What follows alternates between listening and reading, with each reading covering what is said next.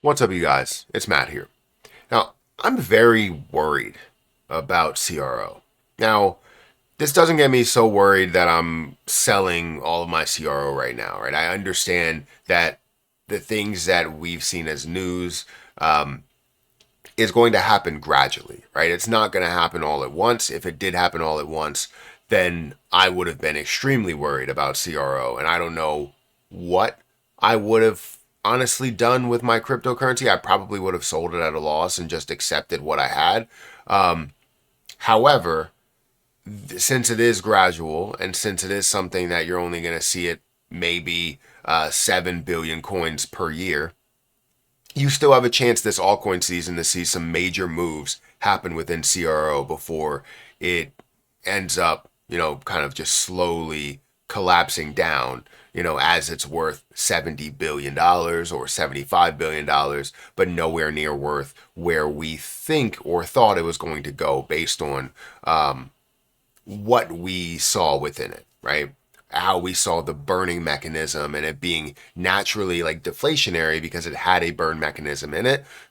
But now it's like that burn mechanism doesn't even matter because you can burn it and then Chronos can just bring it back, right? Crypto.com could just bring it right back, which I didn't think was ever possible.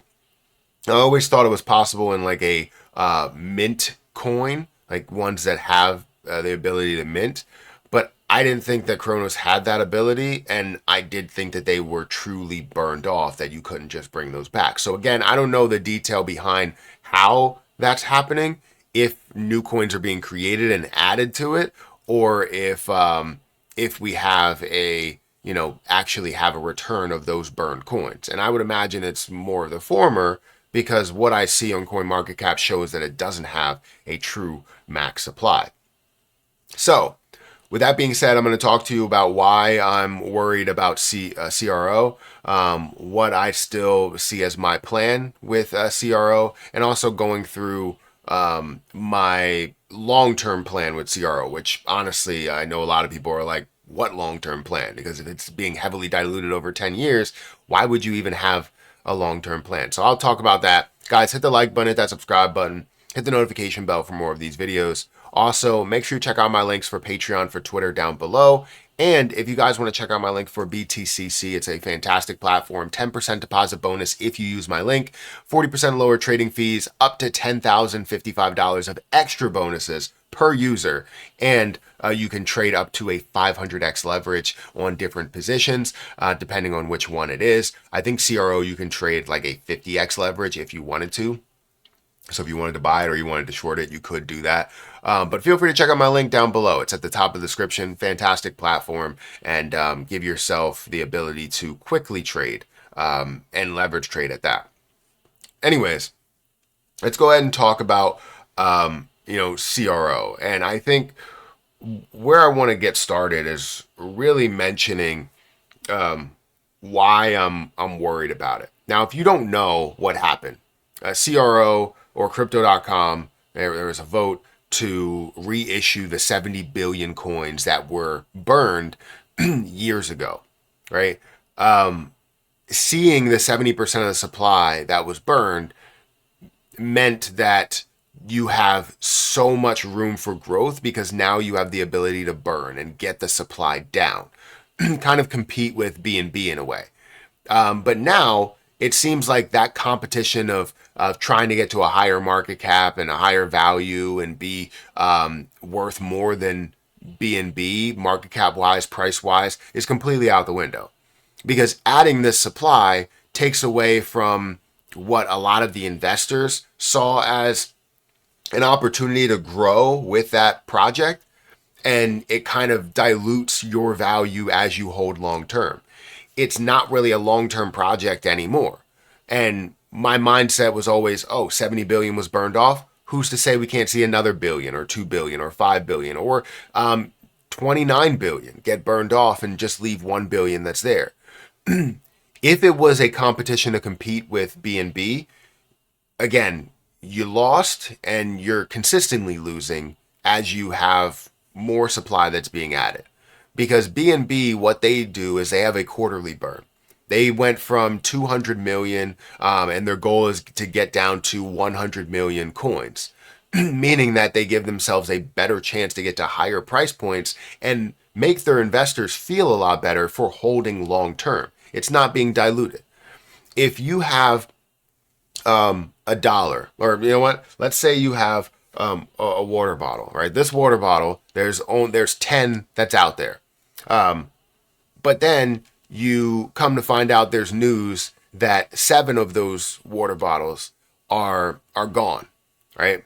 They're completely removed from the face of the earth, and you only have 3 water bottles. Those 3 water bottles become more desirable, right?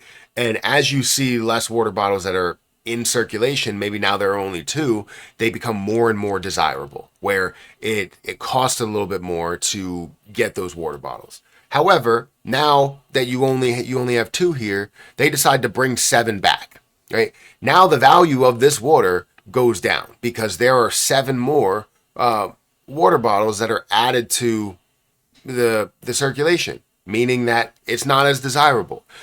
That's what they're doing to investors. So it doesn't feel great, and it's definitely not a long-term position anymore. And that's why I looked at it as depending on how investors react is what we're going to get out of Kronos. So Kronos currently stands at a level of 8 cents. So it's not seeing any type of major activity to pull it down a massive amount, which is good. Because what I've always expected is investors to react a little bit harshly. But you also have a period of time to where unstaking happens, right? And unstaking might take you 21 days, might take you about 30 days, give or take, right? A few days, right? So you may not see this full reaction until a month after that news actually breaks. So that's what makes me very, very worried, because I see the levels of unstaking. I see the comments of people saying, look, I unstaked my CRO. I'm ready to get out of this thing. I don't even want to be a part of it anymore. And that's something that really does scare me, because we're not seeing the activity right now to say all of the people are negative on this. However, you're having more and more people that are unstaking and not believing in the APY, because you're getting this, 10%, 12% APY there, whatever it is, right? I think it's 7%, but you're getting a 7 to 12% APY in certain areas, but it's not valuable to them anymore, because if you get diluted year after year after year, what does that really matter? Like, you gaining an extra 100 CRO that's going to have less value, it doesn't really matter to you, right? Because your CRO that you're holding is going to have less value. The CRO that you're getting in rewards are going to have less value. So if you're looking at it there, everyone's looking at the glass half empty, not half full. So, again, very worried about CRO. But again, what's being done and what's going to happen really all depends on how people react to it. So if we start seeing this drop just because of the fact that it has no long-term value, then you're not going to see as much of an impact market cap wise, and you may not see that $70 billion market cap. You may not see a $50 billion market cap. You may not see a 40 or 25, $26 billion market cap. You may not see it get to a level of $1, right? And that all depends on how people react. Now, with this first year and second year, you'll have maybe, and again, I don't know what their dilution schedule is or, addition schedule. You may have a maximum of 44 billion coins in circulating supply, adding basically another 14 billion, 7 billion per year. With that being said, can it get to a $44 billion market cap? It can. But it all depends on how much people believe in this long-term value that really pushes it to this level. Because CRO gains a lot of its value from the difference between these two, right? The staked amounts. How much is being staked is where that value truly is. And I think people don't fully understand that. That's why you can see low volume and still see, a good amount of movement compared to the rest of the market, is because it holds its value in the staked amounts. So if we have it unstaked and people aren't believing in that long-term value, a lot of people become worried. I become worried as well. So I do have one bit of long-term position, which would be my CRO that's over on Coinbase. I buy $10 per day. I want to see how that functions over the next 10 years. I'm going to continue to see this through.